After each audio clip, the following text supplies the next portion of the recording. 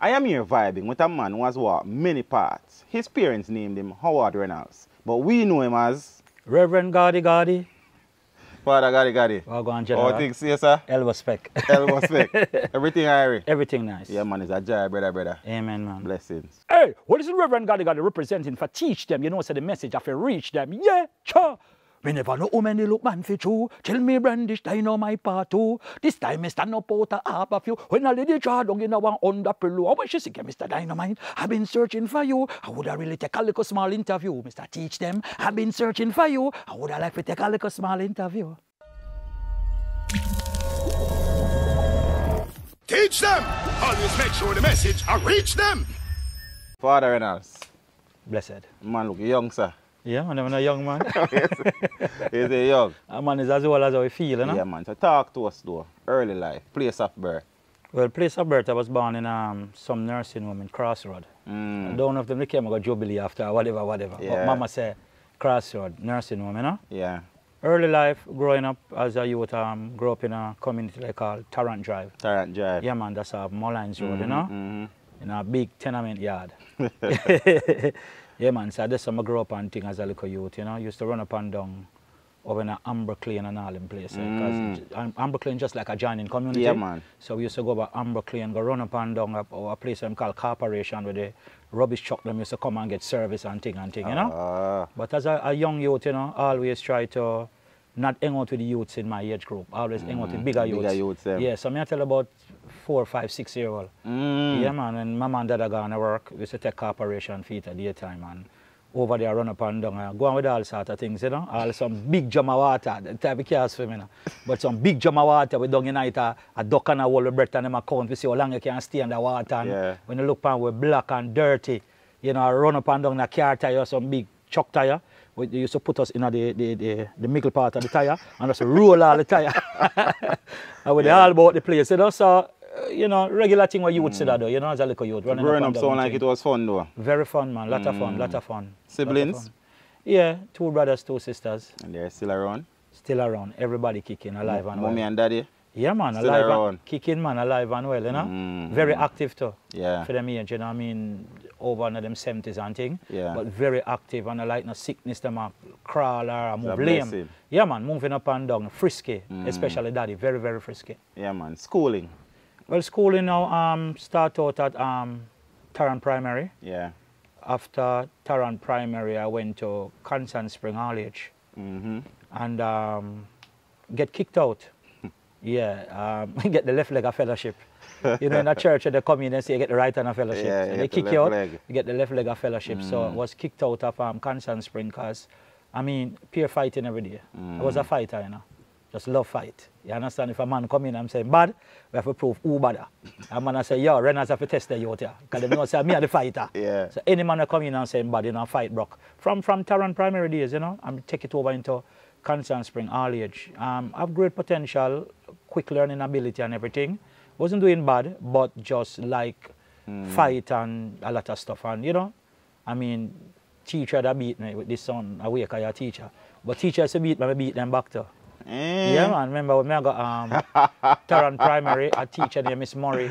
But back in them days, you know, like the teacher them now where, I mean, I think like all fan belt them I use a beat you back in the days. That's not right. Still. Yeah, straight flagged. I not tell them child abuse, man. Yeah, man. So a teacher named Miss Murray flagged me one day, man. I was so upset, man. And I started to off and puff. And she said, oh, yeah, off and puff like bad bull, sir. What you want? To beat me back? And she hand me the thing. I'm going to put it on Panara, man. Put it on Panara, man, and jump through a window and take the gully through Tarrant Primary and go over Blair Church. Time Blair building never build up, it was a tent. Go under the tent, go sleep, and the bell ring, I come over for lunchtime and head back for the tent again. So, you know, them things, but get kicked out of Constant Spring, and then my last school I attended was Papine. So, okay. So after you leave, well, after you were kicked out of Constant Spring, yeah. Was there any school in between Constant Spring and Papine? It was no, just straight Papine. Straight to Papine. Straight Papine, yeah, man. And as I go Papine, I get kicked out again too. Because the principal, me and some youth that play football and thing, and in the auditorium, and the principal come and line up everybody and start beat everybody. Me tell you them time that the wicked in them and teacher them, they love beat. Peer beating. So he want to beat me, I decide, so I not take no beating. So himself, I not take no beating, I leave. Yeah. Pack up my things and leave, get expelled.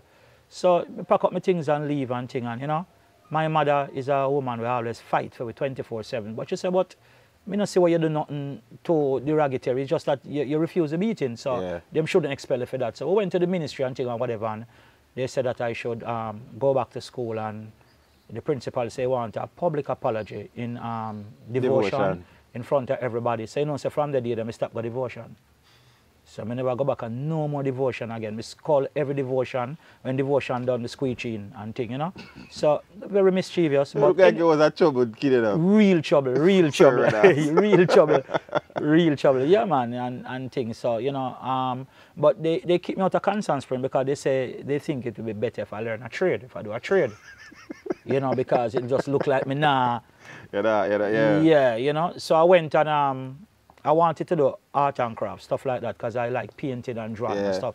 But that was you know, there was no vacancy. And so them just fling me in electrical installation. Yeah. Because that was the only space there for me. Let me ask you a question now. When you got kicked from Papine, what grade were you in?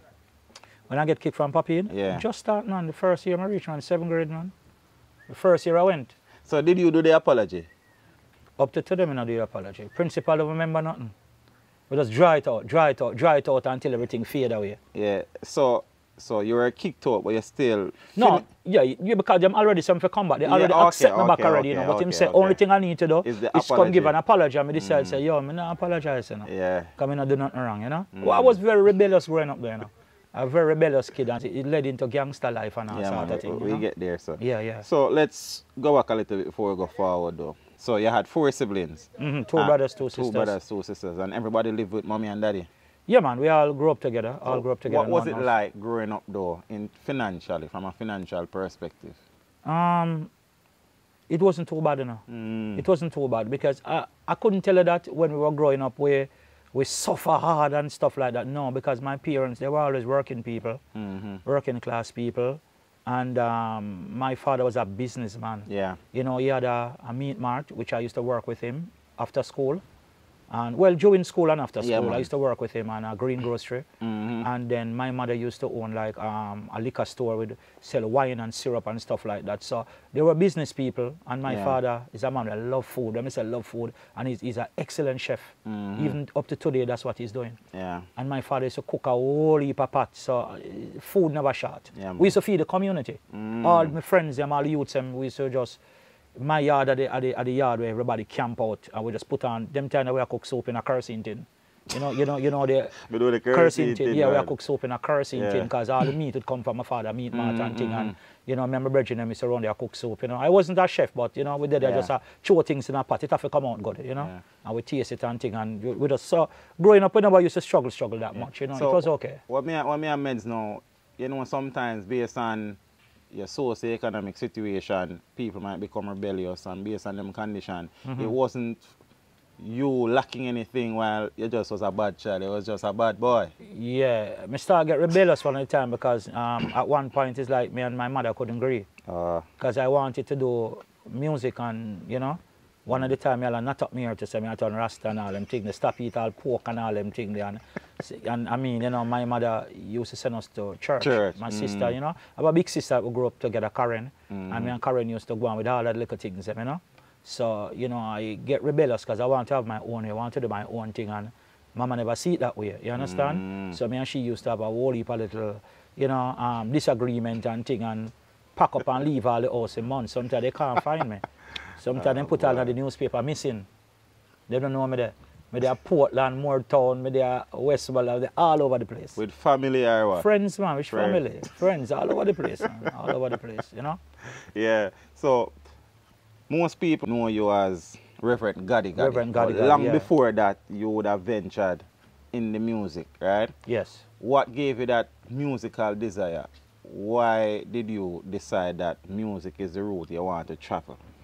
Well, I think it's just a gift because up to today I'm trying to find out who in my bloodline used to be in music and I can't find nobody. So, you know, I mean, 2 of my siblings are in music today. Yeah. But I'm the first one who really took up music as a profession because My youngest brother, youngest out of 5, which is Ryan Mark, gospel artist Ryan Mark. Well, and Ryan is your biological brother? Yeah, my smallest brother. I mean, bring Ryan into music. So Ryan Mark is my brother. Okay. Same mother, same father, Ryan Reynolds. I know Father Ryan, man, very well, man. Well, I mean Ryan out Every there. Every time you see me, something for our church. Yeah, man.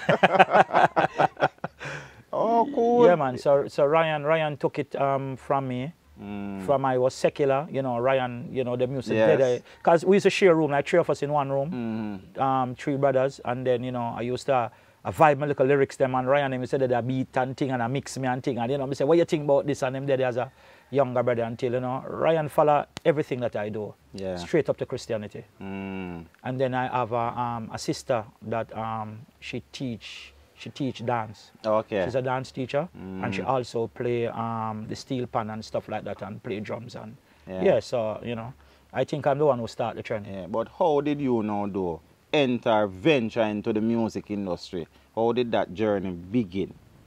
Well, from school days, from Tarrant Primary, I used to DJ like the Michigan and Smiley, lyrics them, stuff like that, and in time we have like penny concert at school, the teachers would call upon me. Them say, boy, Reynolds are the DJ. So, you know, from them time, them used to come and imitate the man them and sing them music and stuff like that. And always keep the passion, always keep that fire burning inside of me. And then I enter the TST talent show. Yeah, man. Enter the TST talent show, man. You remember which year that was? Well, all right. I'm going to tell you, I'm going to remember now. I used to have a girlfriend who was Queens. Yeah, some of you remember the thing there, you know? Yeah, man. So when she used to go Queens, I was still in Papine. Yeah. Right. So you talk about maybe around early 80s, no, not late 80s, late 80s, somewhere there, you know? But when I entered the TSC talent show, I could have won easily, you know, but I didn't know that you can't pull up. You can't take no pull up, you know, because the way I attire, the way I dress myself, even the judges didn't know that I was a contestant. They thought I was a guest artist. For real. Because them time they hear about Miami Vice and Camaban and all them things there. Miami Vice jacket and Camaban and, you know. Well, General Trees was like one of my musical idols. General Trees, Papas and Lieutenant Stitch, Professor Nuts, those 4 DJs. Yeah. So me just like Trees, because Trees is a man used to have on him nice, clean blazer on him, Camaban and him thing there. And the song that I enter with is a song that I sing off of one of 3 songs, was a Ghana Negrel. Yeah. Yeah, man. You know, so I went on and I sing the song. You have some people in Jamaica, pam, pam, pam. Them no remember the Father, pam, pam, pam. But me have to give thanks even 1 minute at the 24 hour, pam, pam, pam. Yo, pray to Chacha, be go pray to Chacha, hallelujah. Whole place mash up, man. I'm a pull up on, waiting at again, pull up on. Me say a man for the sideline. I said, no, don't pull up, you, don't pull up. But me don't know him at all, but them time the forward sweet, man. The whole across what I lift up. We don't stop pull it up, man. The man them disqualify me. Yeah. They disqualify me. Even when the whole competition done and they was giving everybody a little prize, them still not giving a prize. I mean, sit down there, and say, what kind of thing this? I mash up the whole place, not even a prize, they don't like me. But never realized that I was disqualified, and, you know, after them I said, but we didn't know that he was a contestant. You know, the way I'm the operator and thing. But, yeah, man, from them time, but still keep the love for music going and everything same way, you know, until I started going and look at sound systems and stuff like that in the community. You know, you used to have a look at 1 Foot Man and the Gully Bank of Cassava piece, because that's where I used to hang out. Yeah. In Cassava. Well, we moved to Uptown, come out of the ghetto, move Uptown, a place called Orange Grove. Yeah. And you know, up there, I mean, so really like 15, because them time there, whole heap of rich people pick me and trackers and bobby sacks and all them thing there, and we did dip on them thing there. Cut off with pants and with clocks and them thing there, you know. Because we like the rude boy image from day one and thing, you know? Yeah, man, I really love the rude boy image in Kangal, turn crossway up on my head and my arrow shirt and my turley and all and desert clocks and pants pocket pack up, stuff up with all type of old cloth and thing. And I just them vibes, the rude boy thing, you know? Yeah, man. So we venture out into Cassava piece and I used to DJ and I saw him Liquor Prince, a 1 Foot Man on the Gully Bank and thing, and start to develop my gift from there and start going all over till I started going to Rastafariism now is when I met a band, a Rasta man in Kesha Park called Bingilide. There's a band there called Ice Symbol. So I was the lead DJ for the band. Yeah. So I was a part of the band. I was the only ballad in the band. pure Rasta. Every man locks down, sir. Yeah. And then, you know, but my head ball, you know, but me start to, you know, you amongst the Rasta man, them are going to start teaching, say, yo, you have to put on your covenant and where. So we start to twist some head. That's when my mother start a problem. Yeah. Because she not grown a Rasta and she not raised a Rasta. You know, them time the Rasta get a fight, big fight. Then the police say Rasta pa road and I beat them. Boy, what you do out here? So we are twist up your head and thing. And I symbol, I really learned to DJ and band now. Yeah, man. Because I was a strong stage performer, you know. Yeah. Very, very strong stage performer. Full of lyrics. I mean, say full of lyrics, full of lyrics. Them time I used to go by the name of Snake Man. How that name came about, though? It's a girl I was after, you know. Growing up as a youth, I was very tall and slim. Yeah. Maga. And I met this girl at Chartered, really interested in her and thing. And she said, you're nice and everything, like, you know, but you want some muscle, man, you told Maga. So I share the story with my friend them now. My friend them, I said, but food can't make you fat because the way you eat food that you can't fat. So one of them said, well, you want worm medicine. Because it look like them worm there. As you eat the food, the worm them devoid. Right, And man, I said, them don't worm, I must snake because the way you eat enough. And them tall and slim, so the name just stick on Snake pocket. Snake Man, yeah, man. Bad DJ, man. And so started DJ the bands, learn to DJ and bands and all of that and all of that. And, you know, keep DJing and more sound systems and writing lyrics 24/7. Always writing lyrics. I have a big book full of lyrics, you know. Yeah. And enter a whole heap of contest, whole heap of competition and stuff like that. And, you know, that's how I become a DJ at Black Scorpio. Oh. I won a competition there. Yeah, 21 DJs and I came out on top. You remember some of the DJs who were involved there? Only one youth, a youth them called Black Coley. Black Coley. Yeah, used to DJ like Capleton. Was my virgin man from St. Elizabeth. Yeah. But so me and him, you know, the final and thing and we weren't friends at that time. Yeah, man, I made have to put him down seriously, man, with some lyrics on. Just put him, man, and won a DJ, won a recording contract with Black Scorpio. Yeah, and then I become a part of Black Scorpio camp, and I was welcomed by General Trees, Color Chin, Sugar Shine, Barry Back, and you know, and that's where I met a lot of the artists them now, like being, because Scorpio used to have like a night in Edley Avenue, where that night was just like talent night, and I'm string up the sound system and all the youths from all over. That's where I met Beanie Man, Aquaman, an artist they call Aquaman. Well, 5 hours used to par, you know. Beanie Man, Aquaman, Monkey Man, Snake Man, and Duck Man. Yeah, we hear about Duck Man too. Yeah, Duck Man died. Yeah, we heard that. Duck Man died. So 5 hours used to par. Peer Man. Yeah? Yeah, man. So I won the recording contract with Black Scorpio and start to record. Even when I won the contract, things were still kind of difficult because although you win the contract and them know say a Scorpio artist, sometimes you have some gate man, them just, you know, just love get trouble. And sometimes you come there and you want to go in, figure, do your work, and gate man lock you out and you can't go in and things. So I find a strategy, you know. Just find a way of a friend the gate man them now. So anytime like we make a money, like you do special and things, say the gate man, where you drink? I say Guinness, you know. I say, all right, say 3 Guinness here. So him know say anytime sound man come out and dub play for them, he gonna let me in because he gonna get him Guinness. I get him Guinness and him split for rare. So we don't forget around the system because we are street smart man. So you know, me start to get into the studio more. This is when I met King Yellow Man. Yeah. And Scorpio introduced me to Yellow and said, yo, Yellow, the youth here, him can write him bad. And Yellow said, yeah, that him not forgot write some lyrics in me dead man. So I wrote up to today around 4 albums for King Yellow Man. 4 albums? 4 albums, yeah, man. And them time there, it's not like I have the song them ready. We just go in the studio, put on the headphone and rhythm start play. And him say, where you have Snake, where you have? I'm listen to the rhythm, come up with the punchline and give him the punchline. Because Yellow is not a man where vice like how we just jump on and just vice. You know, whole heap of take. So, so I give him the punchline and record the punchline. By the time he record the punchline, me I write a verse. So I say, where you there now? Where you have? And I say, me 1 verse ready. And I say, give me. And I give him like 2 line, 3 line. You record that. By the time all of that done, maybe another verse. So we take like all, we work like all, say all 7 o'clock in the night. I would finish like 8 o'clock in the morning. We bleach, go right throughout the night. And I would write all 5, 6 lyrics throughout the whole night. So my writing ability was up there, man. Was quick. Even in school. Even in school, you know. There's a DJ right now that they call Famous Face. Him not really boss, but him out there right now. I try to see him, but back in school, we see them Little Mouse. So Little Mouse and Major Mackerel. Yeah. Mackerel used to go to Papine, but not in my ear. Oh, okay. But Mackerel used to come over there when we used to have things, and Mackerel used to come DJ, but he never boss yet. Yeah. You understand? But Little Mouse was the baddest DJ in a Papine. Baddest DJ, everybody rate him. So when I come into Papine now and start to DJ now, them I say, yo, but Mouse have nothing over you. You're better than Mouse. Yeah. So they had a DJ competition one time now where you have auto mechanic, electrical installation, art and craft, all of the department them now, and I represent. Yeah, I represent now for I think Mouse was in like auto mechanic. Yeah. And then went up and me I represent electrical installation now. But oh, me used to study back in the days, you know. I used to take the theory of them and make lyrics out of them. Ah. So that's how. That's because. That's how you remember. Boss me skull class regular, you know.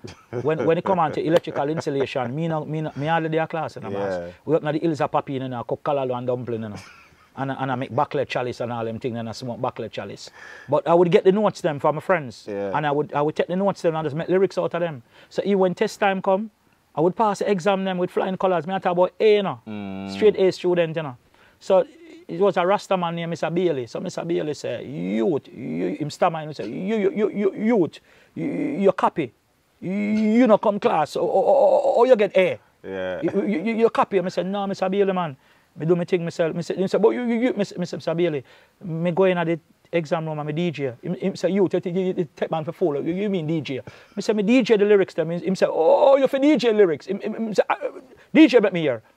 I'm just real off a lyrics and I say, the rate at which work is done, them call it power. Anything give a voltage is electric pressure. Them have some rubbish pan connected to the light post wire, but not follow call them rubbish pan a transformer. Had them step the current, step it higher lower. I know if you make microphone work like speaker. I know the formula already for capacitor, inductance, resistance, apparent power. Them have a 3-element device we're well together. One a base, one a collector, one a emitter. But a 2 me and we a man make them in a PNP that a one, NPN and the other. Where them call it again transistor. A dial load is found in a capacitor. A dial load is a type of insulator. We separate the plate them after capacitor, so the two plate them not touch one another. You have to know practical, you have to know theory, you have to know symbol, you have to know quantity. W are the symbol for electric energy, while F it are the symbol for frequency, while B stand for magnetic flux density, and the unit of Tesla and the symbol of T, while command P stand for resistivity. All the rest are like,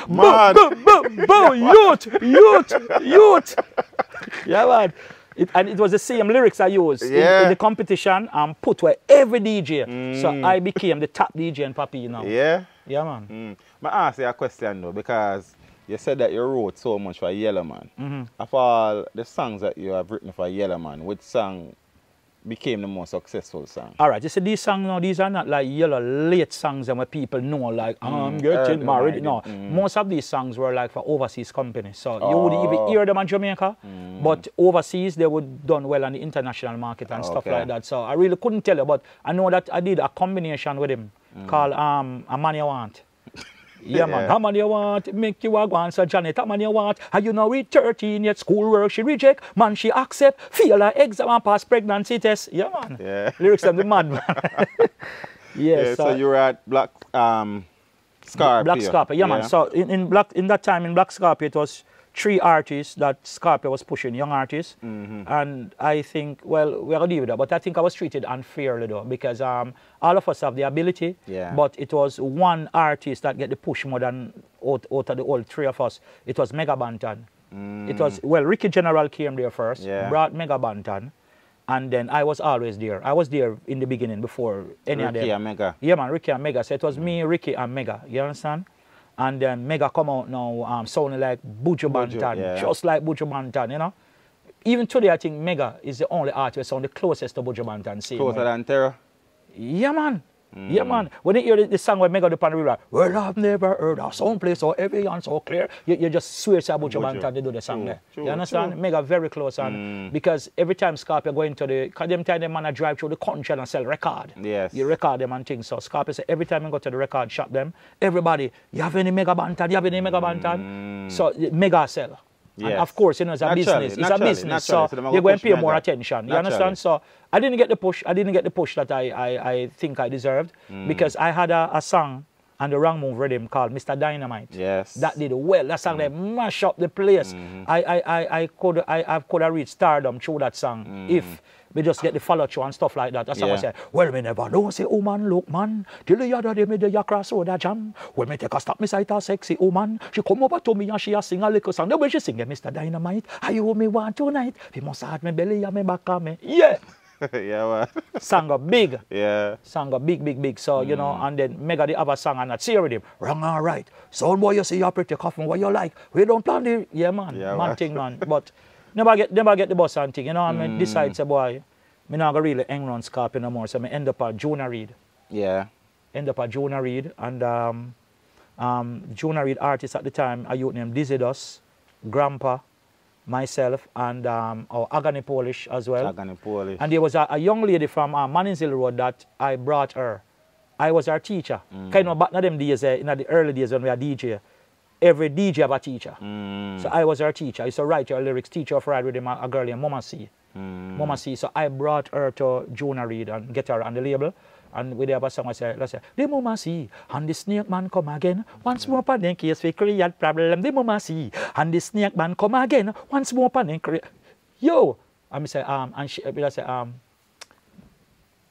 try to remember the lyrics. A long time, I tell about years ago, you know. Oh, you think that's how we go? Hungo want touch and Lego. Shashida say, you think that's how we go? Hungo want touch and Lego. Me come in and say, no, make them tell us so. Mama see, no go so. You know, like a lady, Jenna Papa something. Yeah, man. Them time we see the Mannings Hill Road, a DJ pan Playmate. A son named Playmate. Yeah, Kiddy, out pan Mannings Hill Road, mash up the whole place. So, yeah, man. The history go way back way back way secular. How things worked out at Jonah Reid though?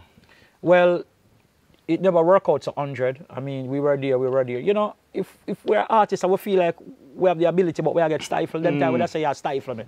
We get stifled, we just move on, you know? And so we move on and start to go to the dub studios. Could it be that you were impatient though, Goddy Goddy? No, we could have been patient. I only passed song advice, all 3 albums. I mean, 3 albums, but they not really put out the songs. But could it be though, because, you know, everybody got think for the America the best. The producers them at the time just never think you're ready. Nah, man, I'm ready. Because when I go to Jonah Reid, I'm Mr. Dynamite. Yeah. I mash up the place. And I like, I go there as an artist, I try to. I go there, that's how they accept me. Because them say, yo, Dynamite, Diana. Because so them used to call me Dynamite. Till one night they even want me to change my name to Dynamite. That's how big the song was. I remember one time I went over Jammies, and the first time I saw Bounty Killer in person, and I walk up to him and say, General, Wagwan. Me name Snake Man, you know, from over Black Scorpio. And them I say, youth! Them time the Bounty I cut up him weed and thing, and him did I cut up him weed, and them I say, youth, you're bad. You know, you're bad. And they must say, yo, they must say, right now, I love you because my artist, when you're Boom Dynamite. Yeah. You make Boom Dynamite big. Because Boom Dynamite used to go sing my song a foreign, Mr. Dynamite.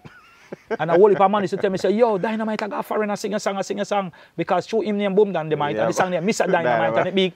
So, man just study that, man has to sing that, so, you know, and take the credit. So, you know, but Bounty I say, youth, you're bad, do your thing, see you, do your thing. So, and I like, say, I was in the thing, and them know some bad artists. Even Panhead, the late Panhead. Great Panhead. Panhead used to say, yo, come here and Panhead. The dead are the album same time. Panhead used to say, yo, Snake, go on, do your thing, you're busting on youth, you're bad. General Trees used to tell me the same thing. Gringo was there with us though. One time me and Gringo was the 2 artists after Mega Banton and Ricky General that Scorpio, we still a record pan the label and thing, Stone Love and thing, and you know. Yeah, man. So you started going to the dub studio? The dub studio, yeah, because, I mean, remember, you know, you're not going to make money off of recording songs just like that. Yeah. And at the same time, you have to eat food. You understand? And dub plate are the thing where make you really eat food. Yes. So, I mean, waiting on the bus to come, I decided, say, yo, I need to start so I can do some more dub plate and thing. Out of Arrows, it was really rough. Because them time out of Arrows, a whole heap of star out there. Names them out there big. You have Monster Shack. Monster Shack run the place. You have Terror Fabulous. You understand? Whole heap of artists out there run the place them time there. And Lady saw them, and I mean, all of the big artists you can't think, but Arrows was the place. Yeah. Yeah, and not really having a big name like them, it wasn't easy. So I met a youth out there called Ninja Teeth. Ninja Teeth is a youth who used to flex with Deli Ranks. Deli, yeah. Yeah, man, Deli Ranks and they were like I do it. Two of them used to do them thing together. And Ninja Teeth used to say, all right, youth, you're bad enough. I'm going to show you the ropes, I'm going to teach you the ropes and thing. And Ninja Tito that say, yo, am I you, man, let him in. Gate man, let me in. And, you know, him say, yo, Snake, if you can't get a full dub plate for though, just jump on the end of one dub plate, man. So we used to jump on, you know, we call it tail end of the dub. Jump on the tail end and a man, that give a little thing same way. I would do intro. Yes. So we do like a whole heap of intro. Them say, yo, at least do some intro, you can get your lunch money and get back your bus fare and them thing there. So Ninja Tito used to show me the role till one time a man I say, yo, Ninja Tito, help no more artists, you know, because artists help them bus left you. And the boy a bad, him a go bus left you too. Yeah. But Ninja Tito never follow them still. Yeah, you know? man. Him just go and help me see him way and, you know, till me start to get verse on the dub plate them now, start the dub plate with some of the big sound them and thing. And Crystal, a sound named Crystal, used to do dub plate for Crystal. I used to have a little BMX bicycle. I used to ride to Waterhouse and pick up Beanie Man. Yeah? Yeah, man. Beanie Man sit down on the tour Beanie. Yeah, man. I tour Beanie Man. I will ride at daytime and I sun at it, man. Yeah. One Sky Juice to share it, same way. I will ride, we used to go to the dub plate for all. Anyway, Beanie see me around, him not left me. Anyway, buck me up at the airport. Anyway, I say, yo, me and your friend. You understand? Because we have a history. Yeah, man. You know, we used to dip on the road at the dub plate for doing. Sometimes I'll over there Stone Love and Beanie do him dub plate. Me not get to do a dub plate. And I go back one broke and thing. Beanie used to give me money and say, yo, artists, all this. That's the thing though. Secular artists, although there's a lot of fight and disunity in the thing, they still kind of look out for each other. You understand? Like for example, a man will come and show and a man say, yo, if my friend not advice, me not advice. My friend have to eat some photo. Or if a man make a money, a man say, since not never go on for all this. So we used to look out for each other and thing, you know. Junior Demos and all them, man. The Demos, them, man. Junior Cat, them, man. Yeah. A whole heap of liquor, man, you know. So although we are the studio, and we're not really big and we don't make no money, we still could have eat food, we still could have pay with taxi fare or a bus fare or whatever and still buy lunch because the other artists, them, will eat for them food, them, they look out for you. Or them come make you do the entry up on them song and them, they give you money, see you. So that's how I used to survive, you know. Identity. Yeah, man. Yeah, man. That's how I used to survive. Yeah, so then now, you were at Arrows, you admit it was challenging, it was difficult. It was challenging till I take time and start breaking, the artists them start know me more, people them start know me more and start look out for me. So then, you know, me start turn king of dub plating, master dub plating. And, you know, we used to start run program. When you're an artist, I run program, I mean, like you have some sound man friend and foreign now. I just call and say, yo, Snake man, want a Terra Fabulous, want a Buju Banton, want a this, want a that. Yeah, the man is my friend, you know. So just check the man and say, yo, me run a program, you know, I beg your strength, you know. A man goes to buy my voice a tune gear. You know, so the money they are yours. So that's how now we used to start, make some money now. Start buy my clothes, man, fix up myself and look good and thing and although me not boss, but me clean every day and peer designer suits and stuff like that, and you know, you have all some red, green and gold boot I used to wear. I come way up here, so I have a big red, green and gold boot, them and thing and whole heap of thing and you know. Yeah, man, and man I say, yo, the youth here, you know, look like an artist. Cause you have to look like an artist. You have to carry yourself like an artist. Because when they got the studio them, you know, and like that's a Snake man, a man say, name sure you big tune them. Or you out there buffalo. Man say, move from the gate. So if you're not a big tune, I say, move from the gate. You're not doing a big tune. You understand what I say? So I get another tune pan the Kukum come rhythm.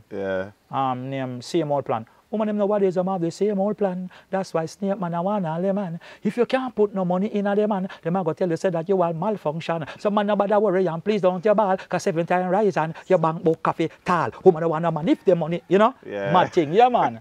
And some used to say, Mr. Dynamite. Same old plan. Them say, number 3. We say, I eat that. A man say, squeeze him through still. Him at least have 2 tunes I recognize. So them 2 tunes used to help me. and then for Duke Records, a brother named Earl. That a record shop named Aquarius. Was it Aquarius? Aquarius. Yeah. In a half a tree. Yeah, man. Earl them used to down there sell records and thing.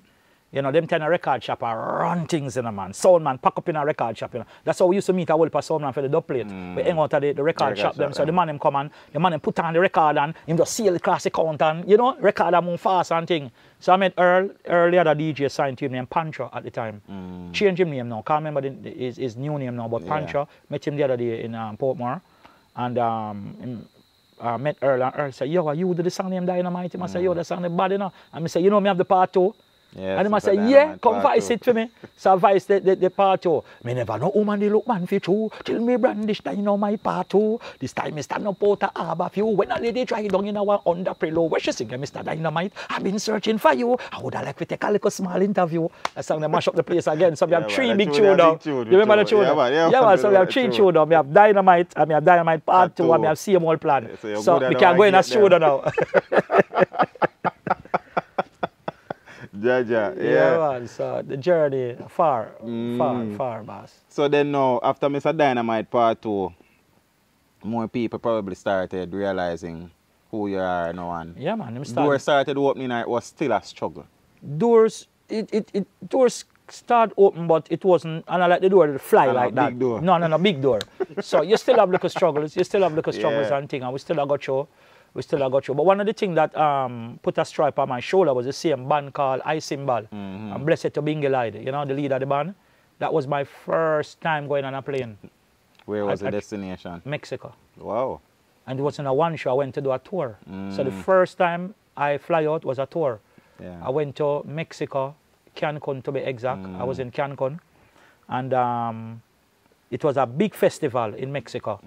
And then we have like the reggae band from Jamaica, represent Jamaica. Oh, okay. Pure Rasta. We're the only ballad in the band. So it was me, Steve White, and Steve Knight. Steve Knight. Yeah, singer named Steve Knight, and a guy by the name of Dwight. And I was the only DJ on the band. Yeah. But them time I not DJ, my song them have such a cover. Me a DJ, yeah man, me a DJ like the Beanie Man them.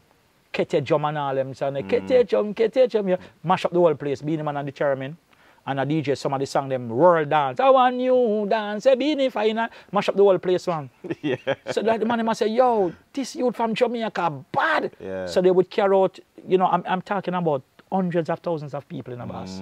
Festival, big, you know, crowd like crazy in Mexico. And most of the young people would come out to see me, because I was like the youngest person in the band. So they would come out to see me, and them tell them they crazy. Them tell them used to profile like Shabba Rankin. Used to wear some big baggy pants and some big designer shirt and my ear cut slant way so. You understand what I mean? I say, yeah man, and yeah, the image there.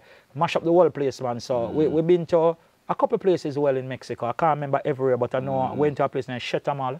So we had the big tour bus, you know, we're in the road, you know, so nothing but just road. Yeah. Miles of road. And we just travel from one place to another location. Went to a place called Isla Moya, something like that. But it's a little place like Port Royal, like a little island out in the sea. Go over there, man, and go and bad mash up the whole place. There was one place we went in Mexico. It was like a society crowd. Yeah. Because me I carry the thing as it, because me used to go on with a whole heap of antics on stage, you know. So me I carry the thing, you know, and the crowd was a society crowd, like some politicians, some big neck people.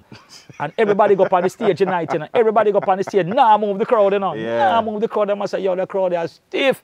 They must say, Snake, man, if you don't move the crowd they are dead. Yeah, man, I'm go up on the stage, man, and I do my thing, man, and I forward, come, man, and climb up on the box like elephant, man, and jump off of that, man, and drop on my back on the DJ, see, and everybody jump up in the air, and when they say, I'm not dead, yeah! Yeah, man, mash up the place. So Mexico was a good memory, good vibe. Good. That was trust me, man. That was one of the biggest tour, even up to today. Yes. Apart from Africa, we'll talk about that later. But Mexico was because Africa is when I save. Yeah. So it was one of the biggest. Same way, thousands upon thousands of people, man. Trust me, man. And you know, I got on them and said to them, if I want to get the crowd moving, what do I say? And somebody say, you have to say animo, animo. You know, animo. You know, so we learn like the how to say good night, good morning, thank you. Them little thing, the Spanish. So, you know, when we up on the stage, now I want to get the crowd going, you know, I just say, animo, and the band start mix, and I start real, and the whole place start mash up. Yeah, man. When I tell man, I kick out all my foot, so them time they feel out here, you know. Yeah. And I kick out my foot in, and my nice filler, you know. The crowd big, you know. And by the time I take in back my foot, I feel like gone. Yeah, man. They say, souvenir, I'm gone with that. Yeah, man. Tear off all the shirt off, crazy down the man. Them just come and tear off and say, souvenir and gone with all the shirt. Yeah. Yeah, man. One night we down there nearly dead all for hungry because we know one place and we don't know how to speak Spanish. And I wanted chicken and bread. And I was telling the man, pinting, but the whole thing in the glass case, so I go for all sorts of different things. I said, no, and him nah. So I'm like, quack, quack, quack, quack, quack. And I say, you know, pollo, something like that, in Spanish chicken. I'm not sure either. Yeah, I think Poyo and Ipan is what, bread? Yeah, so somebody teach me now. So every night I go there, me say, dust Poyo, Ipan. And he say, oh, dust Poyo, 2 pieces of chicken and bread. And them time when in Mexico, we sell cassette. Because we record the show them at night time. Oh. So a cassette we sell now for make money and think differently from what we get off of the tour. Yeah, man, makes sense. Hustling. Yeah, man. So when you came back home, though, how was the career progressing or not? When I come back now, yeah, man, when I came back, yeah, man, you come on tour and come back, snake and go on tour. What you talk about my producer advice, man? I came back, man, and I do a tune and I said, me see it clear. She said, me see it clear. She said, reggae music, call the lick, feed the blind, feel the cripple and the dumb man, the sick. Me see it clear. How when me go to Mexico, them not comprehend the English, but me still a rock, so me see it clear. Yeah, man. Vice a tune just as me come back from Mexico. Yeah. And things start open up, and then me start to get discouraged now because the thing just start get, we used to start to go to Jara dub store now. Jara. Because them time, yeah man, them time I live a cassava piece pan the Gully Bank. Close to up there, so yeah. Yeah man, pan the Gully Bank a cassava piece. I used to walk go down a Jara. And then now, enough little things you used to say what I never used to like. Sometimes I'm only like a fight again. Not just necessarily Jara alone, but you know, I only like a fight again used to go on with the artists, them man a fight, them one another for dub plate and only like a thing and a lot of like a bad mileage thing and bad mind things start going and the fight start to come out and thing and I mean I say, you know, say I'm not for there, so though. You know, say God me for serve. Church me for there, no. Because from ever since I grew up in church, always God conscious. Yeah. Always want to serve God. But you know, you have a career you want boss. So I say, anytime I boss, I make it big. Even after giving so much trouble and being so deviant. Yeah, man. You had that desire there. Yeah, man. Same way, man. Same way. Then we never used to leave a little New Testament Bible, a blue Bible in our back pocket. I know it, man. Yeah, man. Then all over, we have a Bible, and police stop and choke him and I find how much weed. All the Bible come out of the weed. Because we have a little Blue Testament, yeah, man. New Testament, Blue Bible. Most Bible in a prison, you know. Because I used to end up go jail and all them things. The malicious destruction of property. Because they say, oh, that man lick out your windscreen, man. Run down man with cutlass and all them things. My mother, if she was here today, she'd have tell us, thank God God saved this boy. This boy that dead already. Yeah. Real war boat. I say real war boat. That's how now I start out in a gang. I used to run a gang called Graveyard Crew, 21 away. 21 away. And between police and bad man, 18 die. And 21 a year and 8 in Japan. 18 Japan. And you're part of the 3 you remain. Yeah, I was like the ringleader for the gang too. One of the ringleader. Because remember, said from me I go to school, you know, I never done, you know, King. You know, so some man of the crew can't read on them thing and can't write. So me and the man we can. You understand? I go and say this too. My father was a part of the team too. The graveyard. Yeah, man. He was Little Cube and Graveyard. Because he have a gang in a cassava piece, a crew. Because them tell me a crew around the place. Yeah. So they have the Little Cube and crew. And so father was a part of Little Cube and part of Graveyard. And part of Graveyard. Yeah, because he used because duality thing. Yeah, man. Yeah. Yeah, man. So me one of the first who came my father to church, you know. Yeah, man, to New Life. Gangsta for life. Yeah, man, one of the first, man. In fact, them time I see them singing blacks. Singing blacks, David yeah, Brooks. man, yeah, man. Took him to New Life Assembly on Constant Spring Road to a youth meeting that they had. This is when I started to search for God now and trying to change my life. I used to just visit the youth meeting. Never baptized or anything. Yeah. I mean, you know, invite him for come and thing, and he came. And, you know, and we him sing the night and thing. And he must say, yo, youth, your body now, you have to give your life to God and thing. But where my father them used to, they are Constant Spring because he had some brother who used to, one used to have a cook shop and the other one used to sell like juice and stuff and liquor and things. So he used to come up there frequent and baby mother and thing and used to come up and thing and the whole of we used to camp out around there and smoke and drink and cook and them thing and we have a little crew and thing. Yeah man. But 18 drop out and I remember one of the time a very famous police in Jamaica, that won't call his name now, but a very famous police. This is when I start to take God thing more serious now. Police came down on the Gully Bank, a cassava piece, and step out of my wife here. Them time she wasn't my wife, I was just my girlfriend. Well, one of my girl. Because that was the other thing too, I was a gallus. Whole heap of girls. I say girls. So it's a dynamite. It's a dynamite. I remember one night I had a birthday party and around three of my girls them there. I made end up cut the cake by myself. Yeah. Just to avoid a war. Yeah. And slip out left everybody. And then regroup back later in the night. You understand? So it was just my girlfriend and me step out of the yard. When me step out of the yard, you know, out of the zinc fence. Bam, bam, pull the zinc fence, step out. I see like a black Opel, them time Opel around the place, police car, black Opel, I come down the banks and I forget something, so I make back a U-turn and go back to the yard and come back out. And I come back out, I look straight up. Right. Right up to the gun nozzle. And the police just fly down and push the nozzle straight up in my mouth like so. Shove it in my mouth. I said, boy, you know how long I want to find, you know? And when I got so bam and squeeze the trigger, the gun stick. Eh. The gun stick. And I said to him, yo, man, I'm not wrong door, you know. Because I was really the wrong door, but the man... In a gang, yeah, Goddy, man. Yeah. You can't in a gang in a wrong door. We don't do the gang where a Christian gang. Yeah, man. You understand? All right, you see in the gang now. You see in the gang now. And I like no gang where, I mean, wrong, you know. But I like where thief and them thing there. I'm more like turf war. Yeah. Like we're different with turf. You like, some man come place to come take up a girl, and I wouldn't want them up there. Yeah. So we just take all some baseball bat and broke up all some man. Yeah. And them thing there, you understand?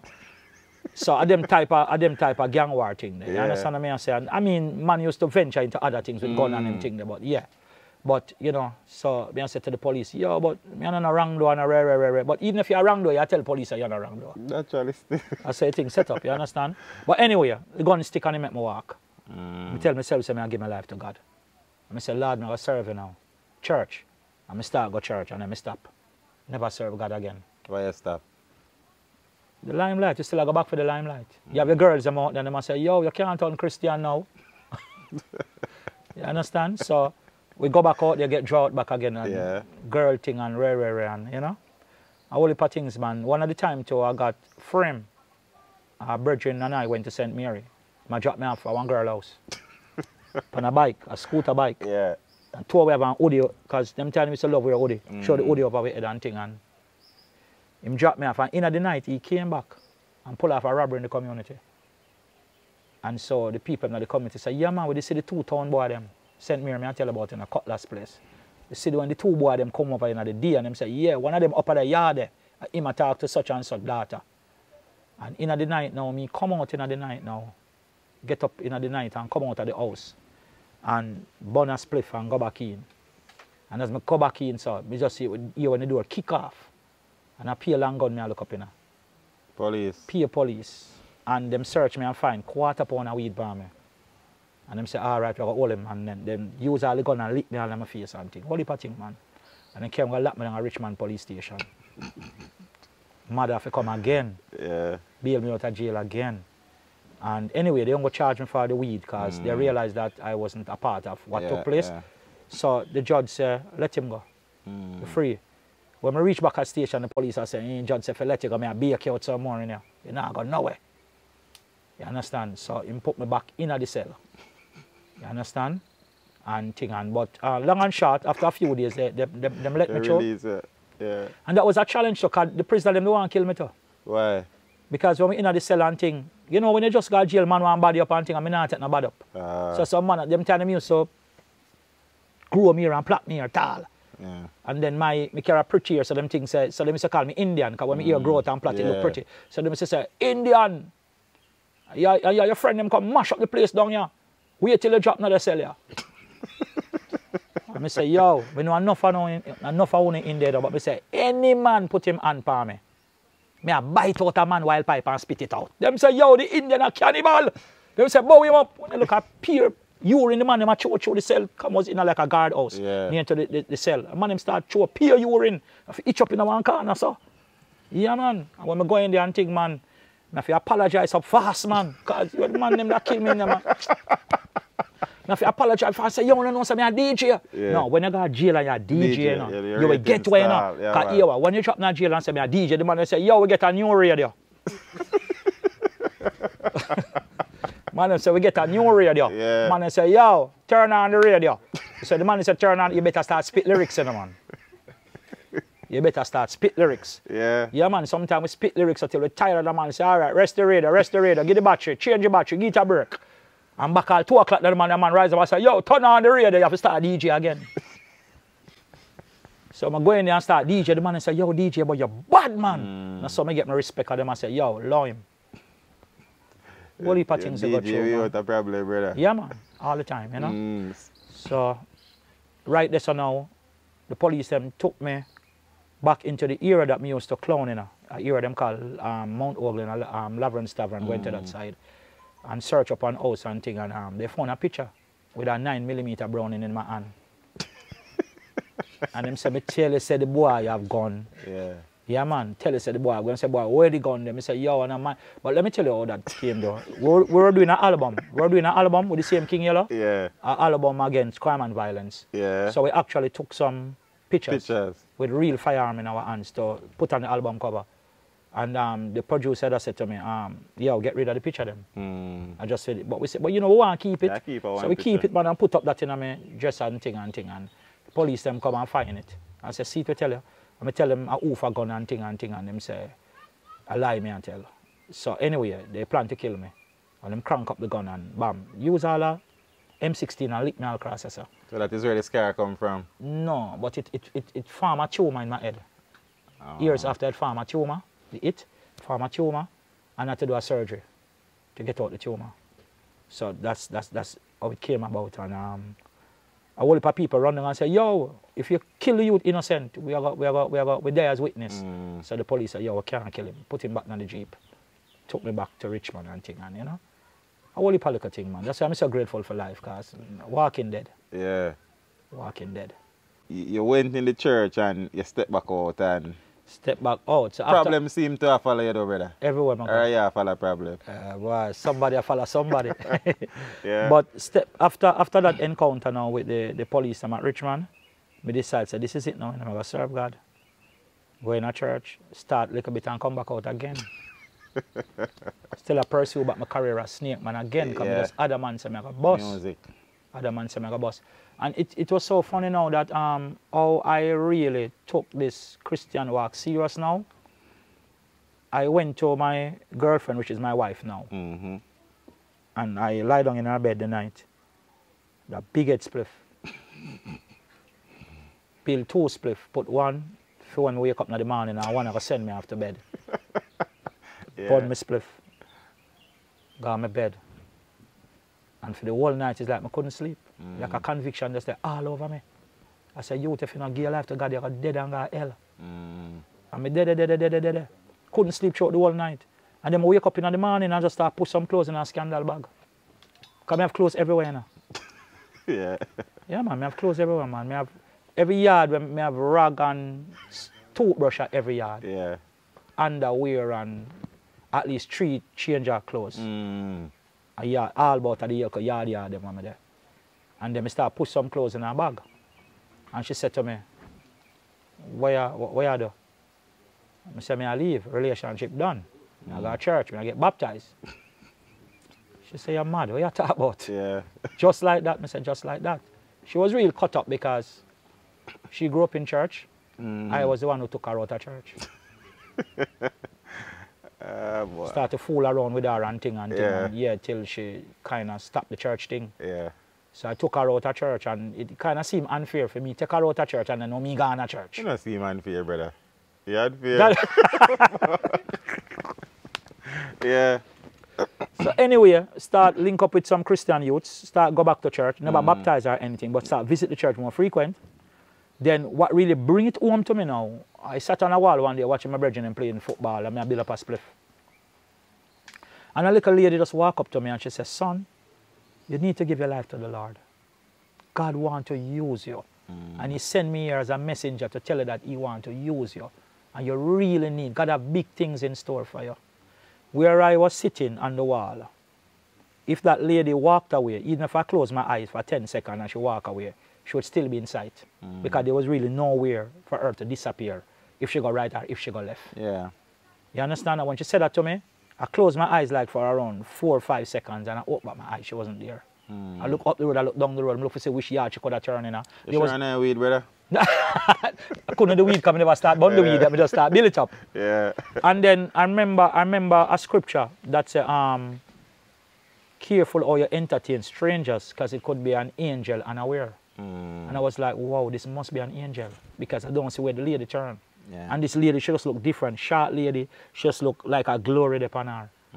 Well, I don't know, but I see it as my angel that day. Yeah. And I decided to say, yo, you know, so I eat this. And when I go to church, go to church and I sit down at the back in my sweatsuit because I love have sweatsuit. Have them in all style and color. Hoodie.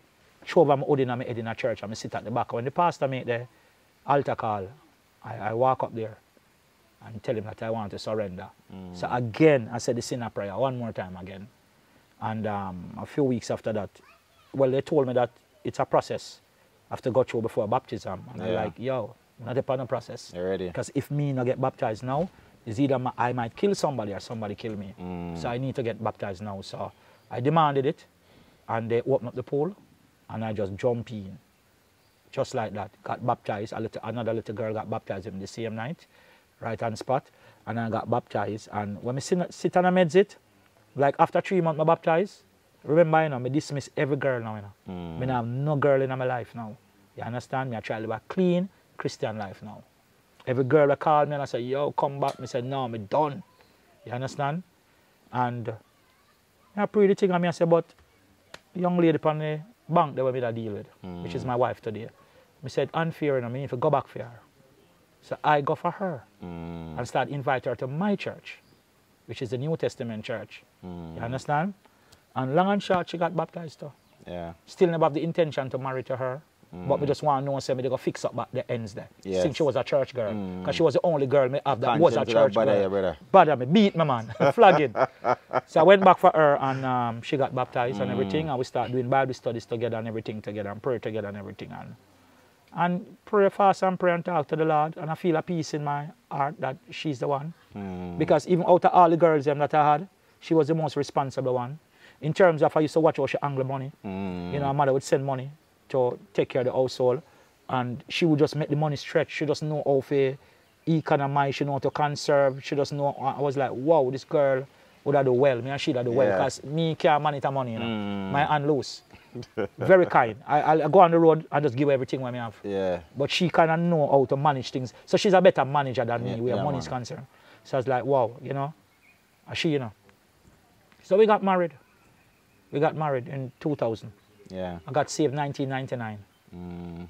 And I think we got married. Was 2099? Same 99. Close. Come, I couldn't wait. Yeah, I couldn't wait. No, I mean, a man will come out of girl's lifestyle and God say, she, where you wait, pan? You don't need to wait. Right? No, so we tied the knot right there and still upon a little gully bank in a little one-room board house until the Lord said, I move up time. We moved, went to Stonehill into a 2-bedroom house.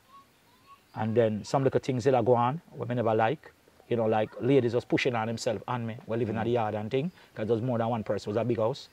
And them time, man, I tell them, man, you know, you just get saved, you have the zeal, and you're young, married. No, man, strong, man. It's strong. Yeah, man, strong, man. So when she come and think, dismiss her, man, and Ray, I said to wife, yo, I'd rather move from here, you know. Because I'm not going to fall in there. So we went to a place named Cavaliers. Yeah.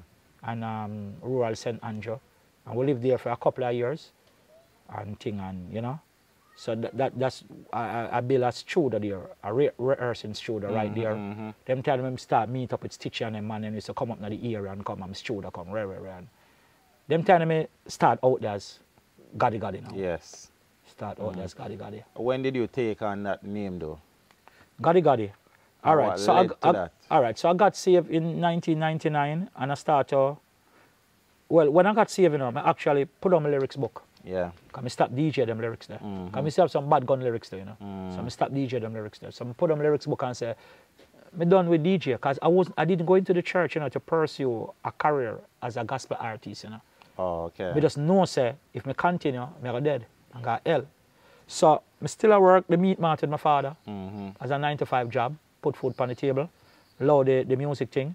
But I wrote a poem called The Old Armor from Ephesians 6, you know, and recite it at a little program that they had in church. And the pastor hear it. The pastor children hear it and say, yo, Reynolds, this bad, you know. You should have put it in music, you know, like how you say you used to DJ. So I put melody to it and turned it into a song, first gospel song called The Old Armor. And I performed it at church one day and my pastor said, yo, you're bad. You can't go out them time in New Testament church, you know. Pure traditional people, you know. Yes. So when me DJ, you know, the young people go crazy, but the old people must screw. And I love that.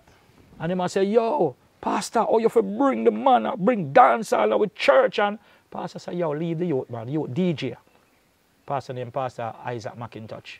Love him, man. Him say, yo, me believe in you, DJ, write more lyrics. And then now a lady named Jasmine, who was the leader for the youth department for the whole district of churches, she invited me to sing at one of their programs, and the players mash up. And them start calling me the district DJ now. Yeah. So they have me as a district DJ. And so anything I keep on the district, I would represent and just done the place. And I start write more lyrics and things start happening until I met Sam Wisdom. Great Sam Wisdom. Yeah, man, great Sam Wisdom. Sam Wisdom is the one who responsible for me breaking up big and the gospel scene. So Sam used to have a thing that they call Back to Basic. Big show, attract thousands of people all over the island. So somebody told Sam about me. Yeah. And Sam gave me a one run one day across from, it was Emancipation Park. Yeah. And I went on, you know, and done the place. And so they invite me to do another Back to Basic in St. Mary. And them say, youth, don't reach late, you know, because if you pass your time, you're not go on stage again. I'm going to reach late. And they never want to put me on. And anyway, them give me a break. And I went on, and when I went on, man, the place done. Everybody I said, these are the best performer for the night. From then, them say, you are close every Back to Basic. So I become a closing act now. Start go up on Love FM, because it was aired on Love Live. Okay, cool. So by then, now I start forming my own backing bands. But my own backing bands now. A band's named Warfare. Yeah. That was the name of my second album, Warfare. Warfare. Yeah. Them time, my son, Johan, was a little boy. And we had a collab on the album. A song named Warfare. The song was the title track for the album.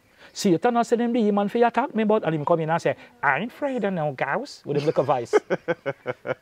Mash up the whole place, man. Yeah, man. So by then now I became, you know, Back to Basic DJ, and I used to sell cassettes at the Back to Basic. And then that song, The Old Armor, I did my first album, put the song on it, the song break big. So that was my first hit song in gospel, Old Armor. Yeah.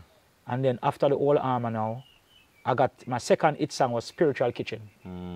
The song was, Satan, if you can't take the heat with the Christian, I said, why come out of my kitchen then? Boom, go back down a hell with your recipe book, man, and cook Holy Ghost cow foot. Satan, I need up trouble to him, say the pot a bubble, but he won't stop me in my dream. When me take off the pot cover and the burn him like steam. So Satan, you can't catch me again. Me are the first man in a gospel where mix the chorus with DJ. Yeah. Because what I realized, the traditional people are never into me. So I sit down and find a way, strategize how to win them. So I start to get the old chorus of them love. Yeah. And then I put DJ. Yeah, I put DJ. Yeah. So that's how I start to get the love from everybody. Although some people still never in me. Yeah. Because I remember one time Sam keep a show down in Brownstown. And I went down there, and Elephant they have Lagan. So me go down there and build a lyrics off of Lagan. And I do the Lagan dance. Lagan, and step on Satan, Lagan. When me look, man, is a tambourine that man sick me off the duck, so. Yeah, man. I see the tambourine off of my man and say, yo, what you do? Come mash up the church. And them start to fling all type of things for me and boom me, man. And yo, me just get vexed and go home and say to my wife, yo, me done with Christianity, me done with church people. I kill me, I kill them.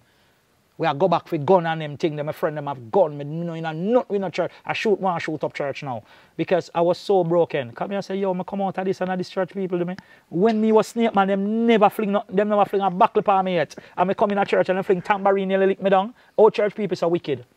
Thank God for my wife, man. And she sit with me, man, and scold me, man, and say, yo, you're after. It's really my wife who console me and encourage me and say, yo, babes, you can't watch it, you know, cause Christ came here and appear good thing, him and him crucify him. So here you have to continue on the thing, you know? Yeah. And so it was that song. I remember another song named Sinto. Two songs I sing. And them run me off of the stage because they never like that. And some say, Hassin, make some people now have nothing. Can buy chicken, but much less when you're mutton. Hassin, make some man have the whole city lock. Put the girls them up front and left Jesus a back. Hassin, make some politician thief like post. And I salute them country cheap like couscous. Hassin, make some girl white from right as I come up. And down so black like rain bread food burn up. Sin. Listen to me style and my lyrics. And them say, what are you to burn up bread food burn up thing and bleaching? Come out of the church. Yeah. So them boo me out, man, and show things, man. Yeah, man. That's it. So I got discouraged, you know. Got discouraged and thing, and wife helped me up to get back on the track. And I get back on the track and continue to do music. And so we had the Warfare album out. And that album, I had a song called My Youth in a Shore. Me and Ryan, my brother. That's how Ryan getting breaking the music now. Okay. Suppose God come now and him write him start for you think I would have make it in. My Youth in a Shore. Yeah. You know? So we did that song, and that song, it was #1 on the gospel chart for months. Yeah. For months, yeah. So that song kind of redeemed me back and bring me back strong, and also bring Ryan into the thing too. But things was going on well on the gospel scene for me. Start traveling overseas, start go all over in the gospel, you know, start tour and everything. But what gave me the big break now in gospel, 2008 was the big break for me. Digital Rising Stars contact Ryan Mark. Yeah. And they wanted both of us. But they want one in the chill room and they want one to perform. Yeah. Now, Digital Rising Star is a whole heap of things I do in gospel that nobody ever do yet, you know. And the first guest artist ever to appear on Digital Rising Star, the first. After I went on there, they start bringing on guest artists. Okay. So it's like them a test out a new thing. So I was the first guest artist and the first gospel artist to go on a Digital Rising Star. I did the album now. Which album was that again now? Get Up Reese. Did an album called Get Up Reese. Because I got the title Get Up Reese because I used to go back in the inner city. I used to have a big sound. Big sound like Stone Love, you know, massive thing, you know. Yeah, man. Go in the inner city, keep a whole heap of inner city meetings, evangelistic concerts. Used to bring in DJ Nicholas, Ryan Mark, Prodigal Son, all of the artists, Chevelle Franklin, them, and Stitch It at one point. And we used to win a whole heap of souls. So they give me the title, Get Up Reese. So I did the album Get Up Reese, and I did a song called Chaka Chai Chai. See why you heard song that? Yeah. When I did Chaka Chai Chai now, the album out around 3 years. Yeah. Chaka Chai Chai never popular. So when Digital Rising Star called me, Ryan said to me, he said, you're the strongest stage performer. So you take the stage and me take the chill room. Yeah. So me take the stage. When I took the stage now, I'm going to draw Chaka Chai Chai. Trust me. Trust me. The rest was history. History. What make Chaka Chai did so big too, you know. Thank God for Anthony Miller. Yeah. Because Anthony was like one of the biggest critique. Yeah. And Digital Rising Star. Still is. Yes. And the camera go catch Anthony a rock. I move to the song and a bounce. And they must say, yo, if Anthony love it, it's sell off, it's done. So everybody start go for Chaka Chai Chai. They want to know, what does Chaka Chai Chai mean? Yeah. So Chaka Chai, yeah, me soon tell you. So Chaka Chai mash up the whole place. When Chaka Chai mash up the whole place now, Digital approach me. Yeah. I'm the first artist also in gospel to get an endorsement from Digital to do a billboard ads. So I was like in my full white suit with my BlackBerry in my hand. Then the BlackBerry run things. Yeah, man, full white suit, you know. And billboard ads. And them time the Headline Entertainment, Jerome was doing some bookings for me. So it came through Headline Entertainment. So I did that. And then right after, Courts called me.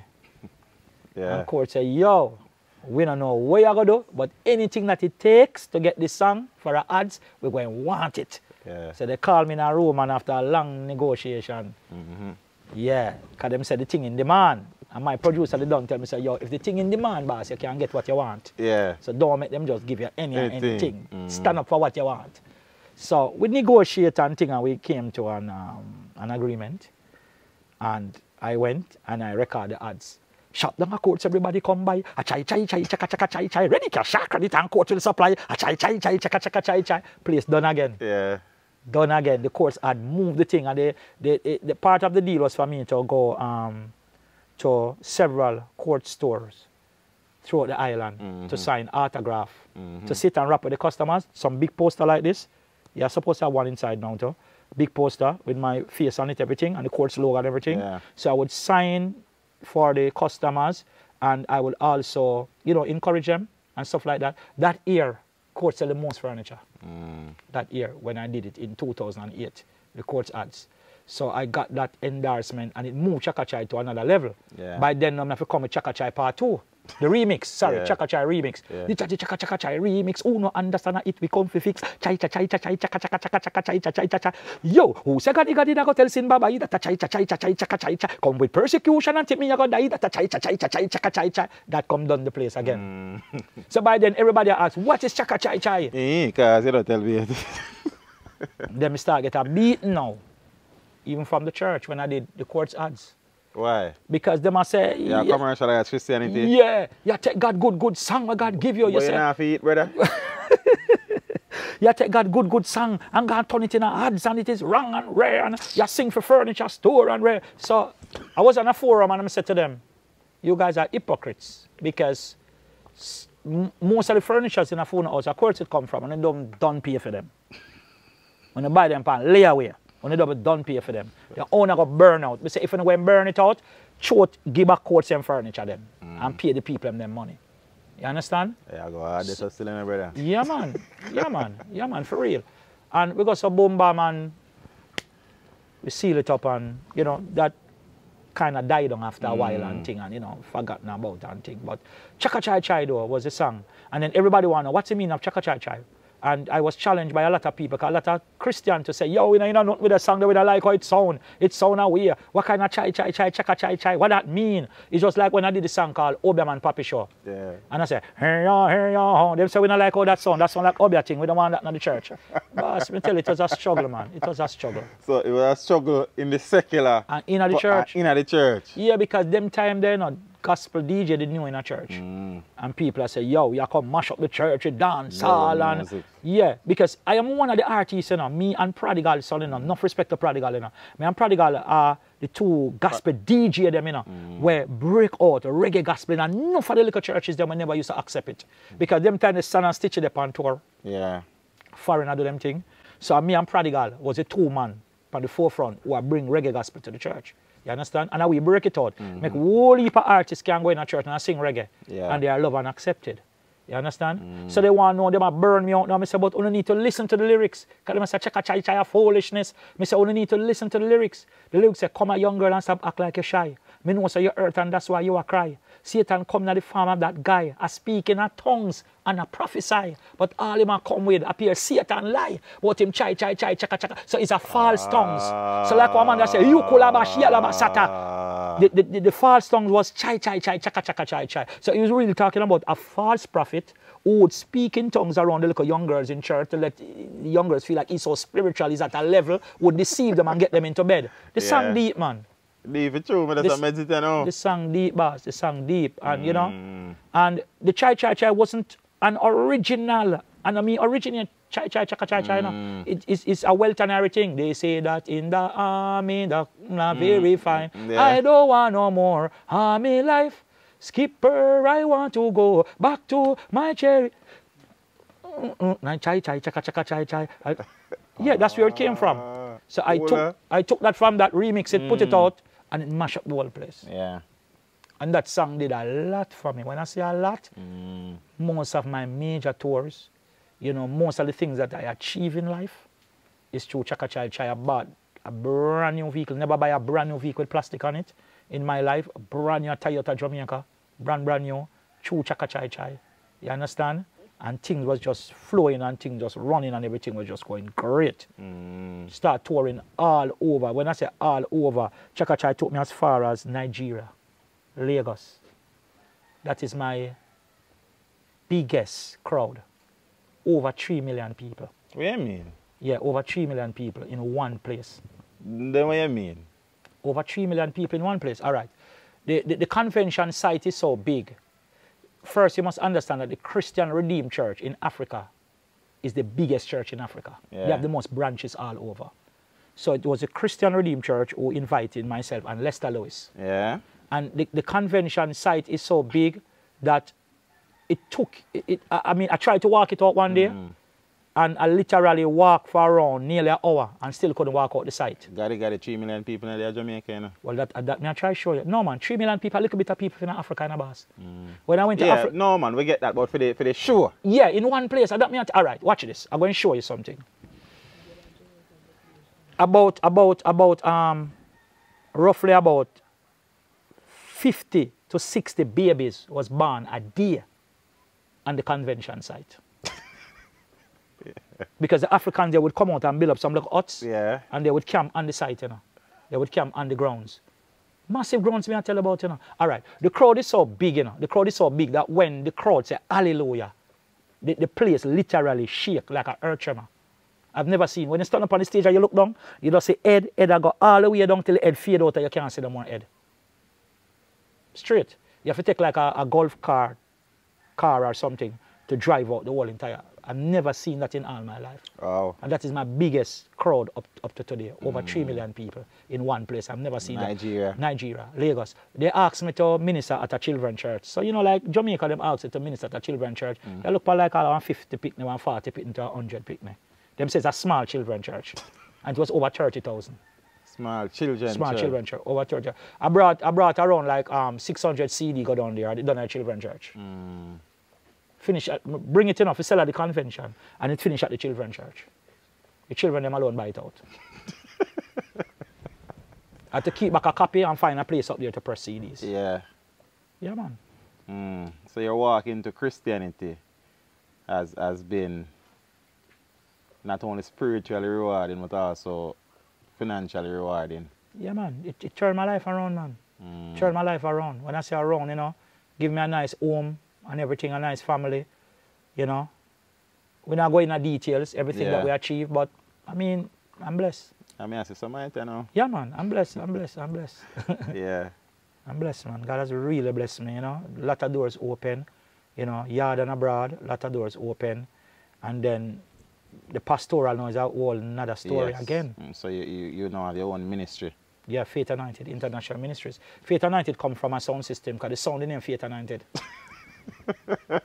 That's a big sound that we used to make. That is the sound? Yeah, okay, sound in name Faith Anointed. We have all dub plate, man. Right now, I have dub plate same with Papa San, man. Yo, Faith Anointed, God appointed. Yo, I'm safe like Jesus briefcase. Yeah, man, Papa San, man. Bad dub plate them, man. I still have the dub. They play in a church sometime, too. Yeah. See, yeah, man. Our church is radical, and our church is different, you know. Our church is different, man. So there's only one physical church, or is no, man, two. Two. Where are they located? The headquarters is in a place called Marlimon Community in Olawa. Yeah. And the other one is at 41 Agley Park Road. Very close, like one shop away from ATL. Okay. So that, and then we were looking to start our next branch in St. Anne's. Everything was set up for it already. But just franchise, yeah, Bill Brother. Yeah, then you know you have to spread out the thing. I'm doing the work of an apostle now. We're planting churches all over. Yeah. My wife and I have been to some places where people say we don't have to go back home. Yeah. Give them a give land and thing to start church over there. Because one of the things I'm going to let you understand about our ministry. Our ministry is not a regular ministry. We carry a deliverance ministry.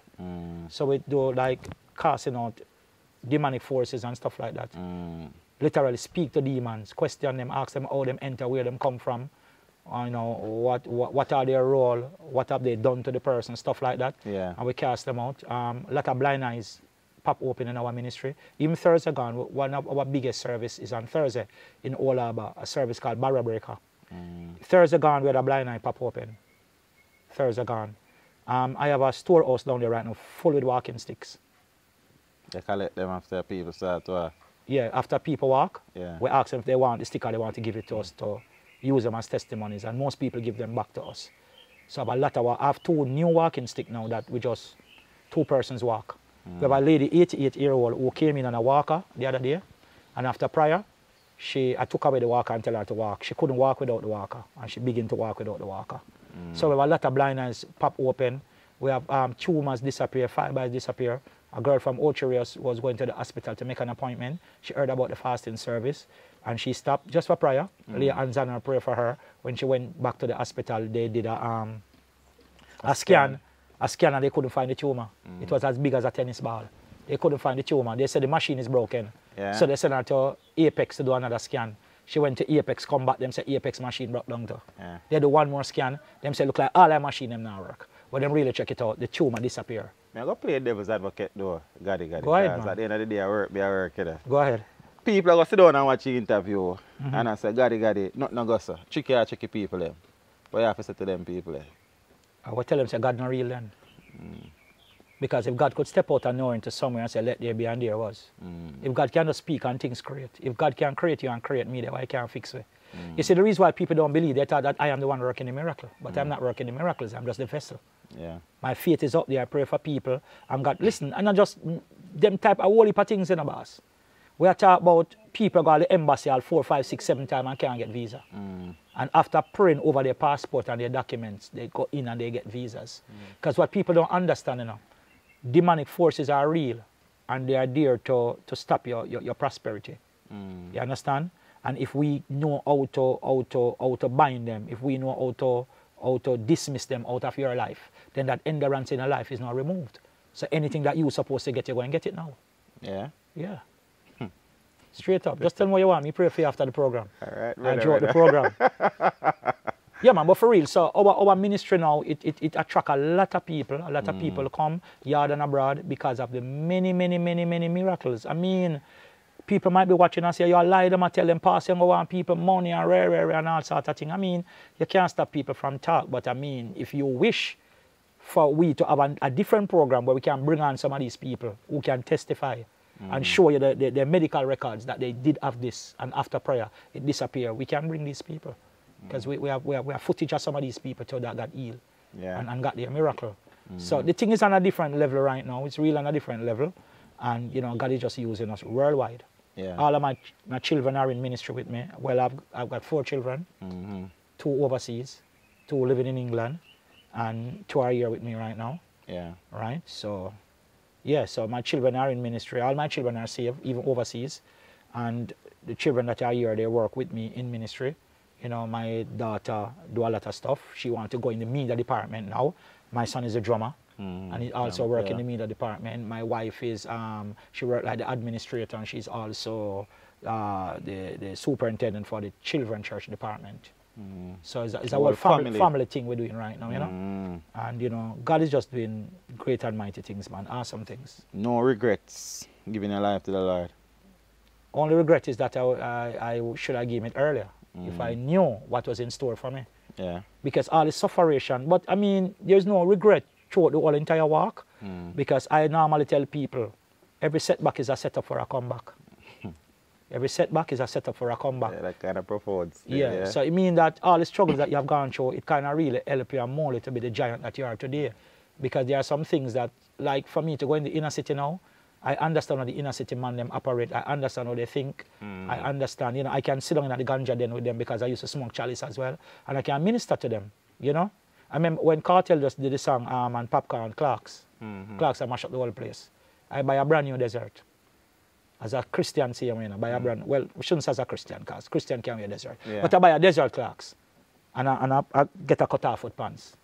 And I walk into the inner city and start preach. And like the man, must say, yo, Goddy that. Look, man, the man desert. Yo, the man is radical. And I would pull in a lot of the shatters them just because of that alone. You can identify. Yeah, like the Apostle Paul say, you have to become all things unto all man if you want to win them. Yeah. So if you want to win the grassroots man them, no, you can't go down there in a jacket and tie. You have to just put a little t-shirt or your Clarks or your cut-off foot pants, you go down there, you sit down, you reason with them, and you get them attention more. Yeah. I'm going to ask you a question now. You never really sit down and reflect on what might have been or could have been as it relates to the snake man part of your life? Yeah, death. Death. I saw death coming. It was only death, you know, because why, trouble just after trouble, one after the other. Trouble find me find trouble. Trouble find me anywhere I am, you know, and that's why even today, too, I do prison ministry, too. I go into the prisons. I went to the prison in London, and after I share my testimony, a couple of prisoners got baptized instantly. You understand? So I wouldn't be here. I wouldn't be here, man. I wouldn't be here, because everything where you can think of bad me in it. If I egg me in the red, war, all sort of things, boss, all sort of things, you know. So no regrets, man. But just thank God that I am here. Yeah. And I've been around for a long time, because this year I celebrate my 50th birthday. Big man said. Yeah, man. My oldest son is 33. Yeah. My oldest kid is 33. I started out young though, and I like me all. Yeah. So my oldest is 33. Yohan is 24, I believe. My youngest is 12. I have another daughter, 20-something, live in England too. So I started out real young and you know, and my granddaughter is like 13. Yeah. Yeah. I say a whole heap of man my age look real crash and mash down and pop down. Because sin nothing gonna make it look ugly, you know. Yeah, man. Sin a thing when I look ugly and mash it down. But So try. that's why I lose my handsomeness. I'm going to pray it up back. I joke of it, but I had the teacher that. Yeah. But I mean, when you not live them lifestyle where you run your body red and bleach and drink and smoke and I mean, you know, I mean, from church to yard, and when we're ready, we do some like a family vacation. My wife and I, we tour a lot. I don't leave my wife. We got all over. If somebody call me, and my requirement is 2 plane ticket because it's not like secular, where you can tell man say you need 30 ticket and you carry a bag of man just to wave a flag on stage. It don't work that way in gospel. You understand? Sometimes they don't even want to buy 2 tickets. Yeah. But I tell them straight up, I don't go nowhere leave my wife because no, I'm not going to travel and let them put me up in a place and a woman and cook no breakfast and a woman and press my clothes. I'm not into that. You understand? I have to make sure that I protect myself and make sure that we keep it on the right path. You understand? So my wife and I, we travel all over. I mean, trust me, we have gone all over. We toured England over and over. One of the places that we wanted to go, and I got an offer to go there, but because of fear. Yeah, I'm a pastor, but everybody have them like a fear. You see the Euro train there? Oh, Euro tunnel. You see the Euro tunnel there? Where the train travel Under the sea. Under the sea for miles? No, I'm not depend that. I'm not Aquaman. They have to fly me. God have your back. Well, I think I could take it on now, you know, because the reason I said that, Yeah. there's a tunnel in England that they call the Blackwall Tunnel. It's not that long, but Yeah, I mean, it's a good journey under the tunnel. I couldn't drive underneath there. Well, I used to suffer with phobia. Fear there. Yeah, I used to suffer with phobia until I actually took myself through a self-deliverance. So the time when I went and I got the proposal to go to Paris. It was Paris? Yeah. And Paris is my wife's dream to go to Paris. And I said, no, give it to another artist. So I gave it to Sasha. Sister Sasha. So Sasha went to Paris and I remained in England. And my wife was vexed because she said, look, we get the opportunity to go to Paris. And just because you're afraid to go into the train and go under the sea, we don't get to go to Paris. And I prayed and fast and prayed and got myself delivered. And when I go back to England, I said, drive the tunnel side because I want to test the thing. I went through the tunnel, I was very comfortable. So I think I'm ready for the Eurostar now. Yeah, man. To go to Paris, man. You know? Yeah. Music was your first love. First you're love. still doing music and you're In the ministering pastoral. now. Yeah, man. If it wasn't that, what would Howard Reynolds be doing? What would be the career that you see yourself doing outside of what you're doing now? Interior decorating. Love that. Yeah? Nobody fix up my place. Me fix up my place myself. Me landscape my yard myself. Put in all the plants them. I even draw the plan for my house. Yeah? Yeah, maybe I'll be an architect. I can draw because I tell you from school days. So I draw my own plans and everything, plan out everything that I want. When the workmen them come, I just tell them what I want, where, and they put it there. And I would be, you know, like in our house, you have more of the woman and she choose the color of the curtain. Them. No, my wife not did not like that. And me choose the color for the paint for the wall, me choose the curtain.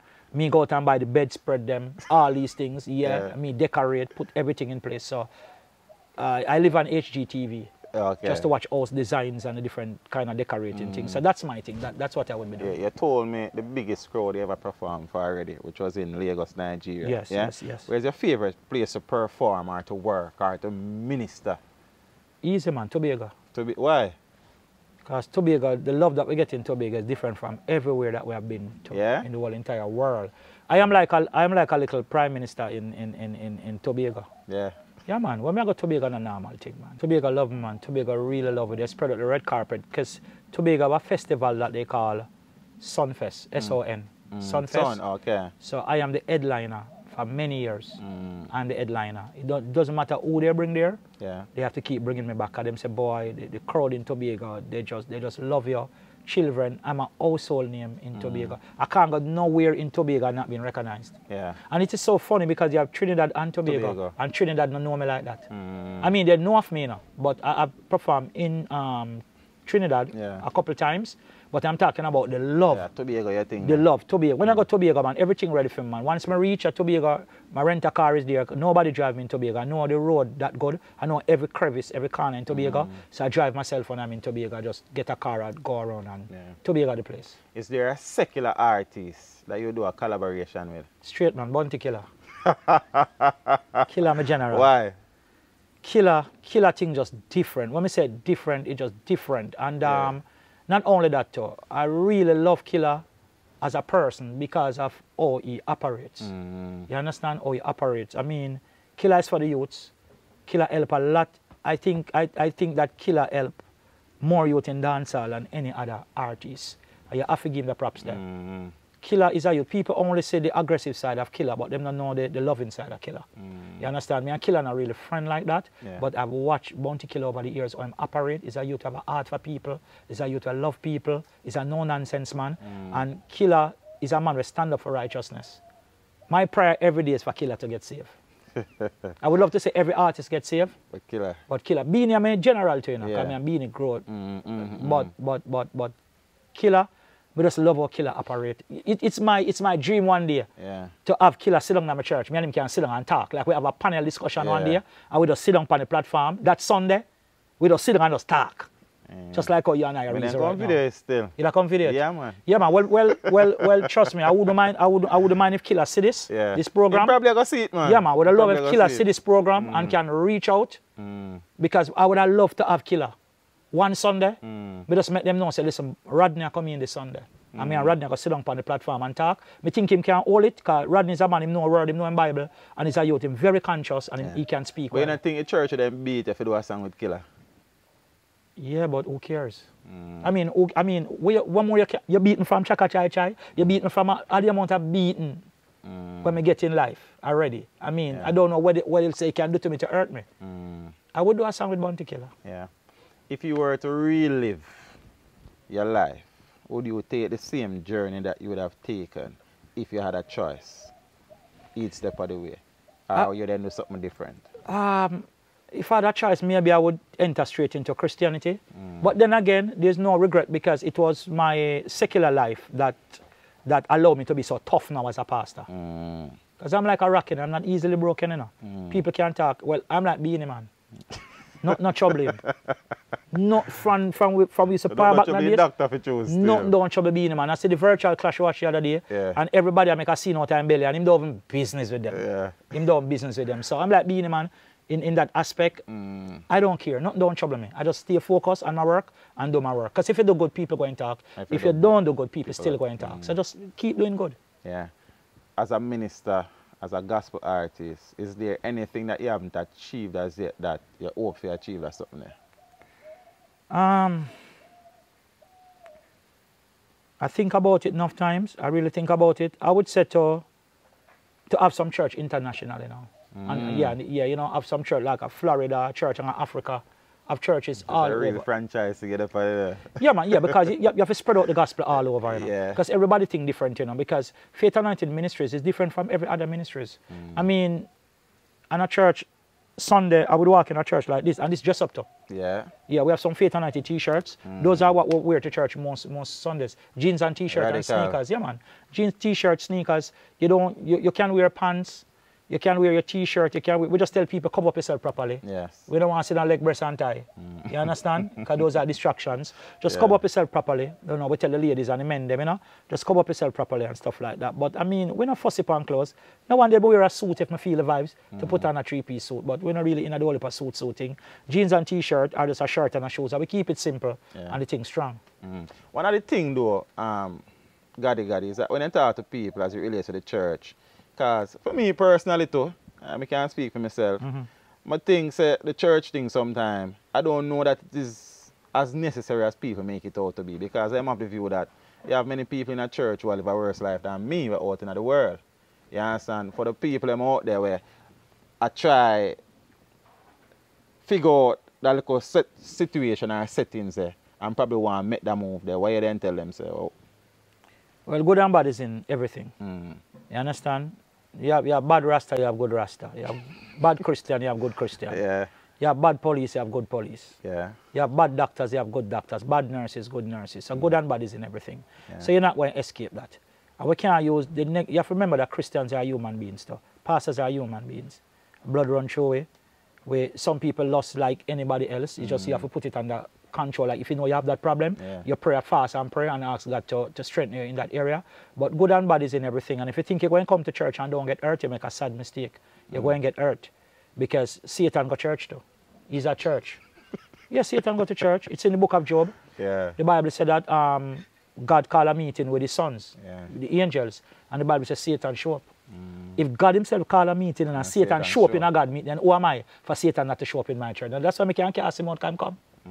So good and bad is in everything. So I tell people, you have to come. If you go to a church and you don't feel comfortable there, try somewhere else. Because you have different churches, you have different denomination. And the denomination is a thing that I'm not kind of into. It's a segregation. It's a segregation because, I mean, well, you're a teacher. You don't know, say, it's a mathematical term, denomination, you know. It's a mathematical term. It's really separation. It's a separation thing. And that's where the confusion comes in. And a lot of people kind of say, boy, you know, I'm not really in on that. Because if all of them are say God, then why one worship on the day, the other one bash the day, the other one says it can be a bit of confusion at times. That's why you need to have a relationship with God for yourself. Read the word for yourself, understand the Bible for yourself, and then, you know, God will speak to your inner man and God will reveal that truth to you. But if you have been to a lot of church, I don't like the vibe, come on by us, man. Try Faith Anointed. Because when you come, you're going to love it. Yeah. Many people out there have the view that churches, most churches these days are commercial establishment. You understand? And pastor a thief and pastor a criminal. Yeah, they have some thief in pastor too. It's true. You have some thief in pastor, you have some pastors who are criminals. Well, these are, I wouldn't say these are real pastors, no, these are fake pastors. Pretend to be real, but they are not real. One of the things that I don't like though, people don't like this when Christians are prospering. Yeah, prosper. You know, if I have on a chain or a nice watch or a nice chaparita or something, them say, but look how I'm blinging, look how I'm look. I mean, the Bible said that when we go to heaven, we go and walk on gold. And if I can walk on gold in heaven, why I can't wear a piece of gold down here now?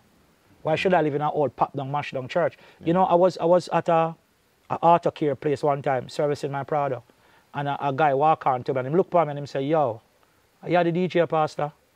And I say, yeah, man. He say, what your name again? I say, Goddy Goddy. He say, yeah, man, I know, man. He say, deported still, you know. I'm used to live big life, you know, high life, you know. And we get deported and not now to go on, you know. But when I look upon you, and look how you roll, I serve your God. I serve your God. You understand? Because, I mean, how can you say you're serving a God that is kind to his children, generous to his children, loving to his children? And you pop down. And you pop down. If I love my children, I'm not going to mash it and pop down. I'm going to give them the best. So God want me to, I used to live in a one-room boardhouse, so that's where I come from. You understand? And I said to the Lord, I want a mansion up on the hill, and he did give me. The mansion up on the hill. You understand? I was still building to, we don't finish. You understand? So, I mean, nothing is wrong with a Christian looking clean, somebody looking good. If I go and come to you, teach him, and say, yo, teach him, he needs to serve God, and God will take care of you. But me, I tell you, sir. No look. My shoes lean, my big toe, I drop through my shoes. You understand? My clothes tear up, my smell bad. You can say, but what kind of God this man I tell me about? And then I something God deal with them shabby. You understand? A lot of unsafe people lick out against Christian pastors having private jets. Yeah. I want my jet too. Yeah. Or a helicopter right now. Yeah. Because sometimes I have to preach all 3 places in a one day. Sometimes if I go country, I can't just lift up on land. Right now, and have a part on the roof, I go and put a helipad up there. Yeah. You're going to see the big H up there, and I think, oh, I don't know how it means, a helicopter. Yeah. Yeah, one of my dreams is to own a helicopter very soon. So I can lift up and go man. Sometimes if I go Montego Bay, although they have the toll road where you can shut it and reach quick. Business but, grow. Yeah, I mean, I like to reach in 15 minutes. Yeah. Because have a branch in Montego Bay. I can preach at Old Harbour, you know. I can lift up from Old Harbour. In 5 minutes, I reach Kingston. Yeah. Kingston. Yeah. I can preach in Kingston, and I can leave Kingston. In 25 minutes, I reach Montego Bay. So it's not for Polaroid. It's just a tool for me, like vehicle. Yeah. I mean, vehicle for me is just a tool, you know. So it no matter if it's a Range Rover or a Prado or whatever. Yeah. It's just to get from point A to point B. I mean, I don't put all my emphasis in these things. I don't worship my vehicle. Yeah. Sometimes the product that dirty don't wash very much days. I mean, not really business. I just want to say it a run. I can drive, go here and come back. So sometimes you have like a Creflo Dollar, them have them playing, TDJ, some of them playing, and people say, yo, where the money I do with playing? But I mean, you have rap artists out there have them playing too. Yeah. And them helicopter, nobody now bash them. So why are you bashing us when we need these tools to go do God work too? You think it's easy to go to airport, go sit down 3 hours, check in 3 hours before flying time? And there's a flight delay and that delay and that delay and we have places to go. No, I would like a jet. So I can move around and preach 5, 6 places quickly and come back. Yeah, brother. Work for it, man. Yeah, man. Work for it. Straight up. Yeah, for the people I'm out there who want to get in touch with Goddy Goddy, for whatever reason, with that deliverance, with that gospel dub plate. Yeah, man. We do that, man. Oh, you laugh like we don't do that. We do gospel dub plate. No, just find it funny when we say it. Gospel dub plate. Yeah, man, we do dub. Yeah. I do the most dub in a Chaka Chai Chai. Yeah. I remember Ricky Trooper called me onto my bed. Trooper. 1:30 in the morning. Yeah. Say, yo, Goddy, get up, take off your pyjama. Reach at the studio, no! Yeah. A Trooper talk to you. Yeah. You know, Trooper in Yeah, already. When Trooper talk, you have to move it. So I'm sorry, brother, me I come. Jump in on my clothes and drive going on the studio. Yeah. Morning, shut up Chaka Chai Chai, give him a dub plate. Only part sound my voice Chaka Chai and dub plate, and you know. So we still do dub plate and them thing the same way, you know. So for the people them who want to get in touch with you, for whatever reasons, how do they go about doing that? Oh, so they can call our office. Office is located in Old Harbour, and the numbers are 876-565-8859. That's 565-8859 or 837-1565. Or you can send us an email at faithanointed72@gmail.com or Minister Goddy Goddy, that's Goddy, @gmail.com. Father Reynolds. Give thanks and praise. And the people have know that the new album will come out this year. It a work plan. I haven't done an album in around 7 years. Because of pastoral work and stuff like that. But the new album is coming out. We dropped 2 singles already, one named Middle of the Night and one named Money Angel. Yeah. You want a piece of that? Go on, no? Yo, Western Union a call me. And you know hear me say money grandma call me. And me say last night a money angel come pitch pa me while pound sterling a call me. Cho, goodness and grace it there pa me. Yeah, handy a 19 a draw me. Last night a money angel come pitch pa me while pound sterling a call me. Yo, me and poverty in a chat. You go tell poverty me nah come back. You feed me pan too much chicken back. Make gas full me up and give me a 1 pack. I woulda eat some steam fish and bammy. Check me pocket but me can't find a nanny. If them did a give away award for the most broke pocket, them me woulda win a Grammy. I sing Western Union a call me. And you know hear me say money grandma call me. Second verse. Well to the wicked of me have a plan you know. Born with a M in the middle of me and you know. Hand chopper no go tell the devil say me land you know. Everybody in a push up with no money and you know. Riches of follow me like earba and me know. Well tough enough like the grains of the sun you know. Riches to get it like the one Solomon you know. And who that a call me name? Western Union a call me.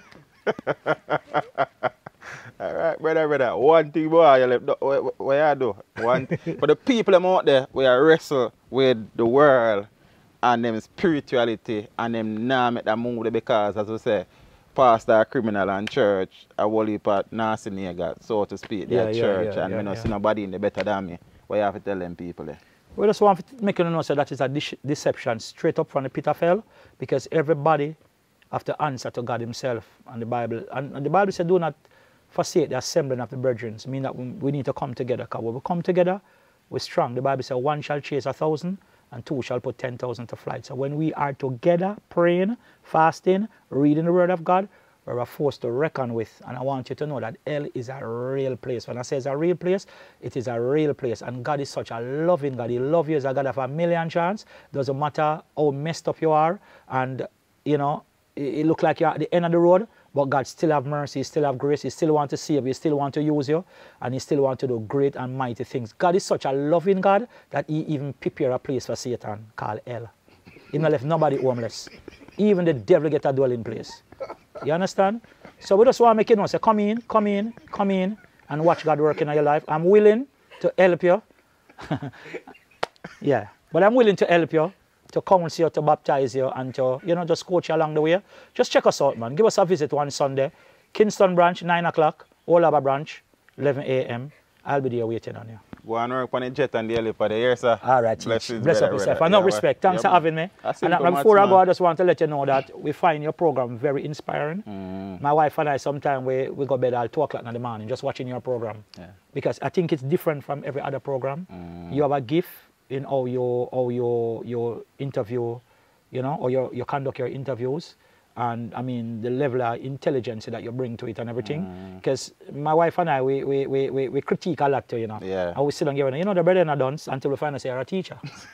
Because just the way how you conduct your thing and you put your thing together Mm-hmm. was like, wow, this bridging going go far. And I'm telling you, Appreciate this is that. just the beginning. Yeah, man. That's one of the things why I got in contact with it too, Yeah. to give you a rather prophecy too. Yeah. Because I do prophesy as well. Yeah. And I want to let you know that this is just the beginning of what you're doing. Yeah, man. Later on when they are interviewing you, you won't tell them all about this, how you started out. Yeah. Just to go and shoot the thing out the door. But I see you doing great things in the future. I see you mean that thing get very big. Helipad settings. Yeah, man, whole heap of work. And I'm serious now, whole heap of workers and Yeah. you have all your indoor studios and all them things, them things. Yeah, man, I see your thing going very big, and you're going to get all the equipments them that you need. Everything going just fall in place, everything going come in place.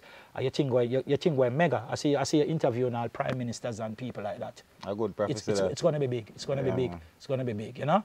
But why you come to the church though? Between the riot, I forgot to do it. Yeah, man. Well, you know, you're on your case now. But I don't know, man. You can't just come in one Sunday, man, and just come watch all the thing a flow. Even come in one of the Thursday where the miracle might take place. Come catch them yourself. Yeah. So at least you can say, yeah, but me did that there. When people are talking, can say, I was there. I captured it on my cameras. Yeah. I was there. Miracles every Thursday. So, that's all bad. Miracle Thursday. Yeah. Hey, what is the Reverend Goddy Goddy representing for teach them? You know, say the message have to reach them. Yeah, sure.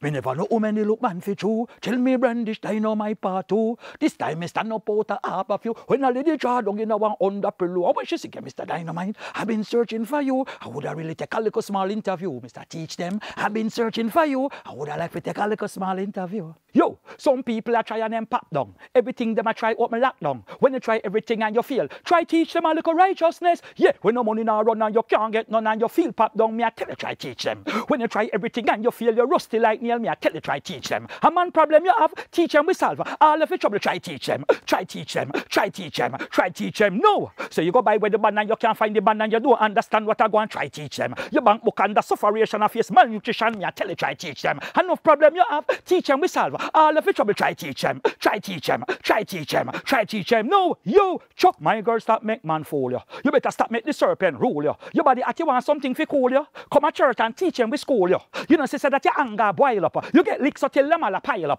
But you live with man, where is your pension? 10 picking you were hungry a while up. Conductor, I do I chaw. And look a schoolgirl, where is your pride? Look how much hard mama worker, you sell out your for one bus ride, money now run and you can't get none and you feel pop down me. I tell you, try teach them. I teach them. And the message have to reach them. Yeah.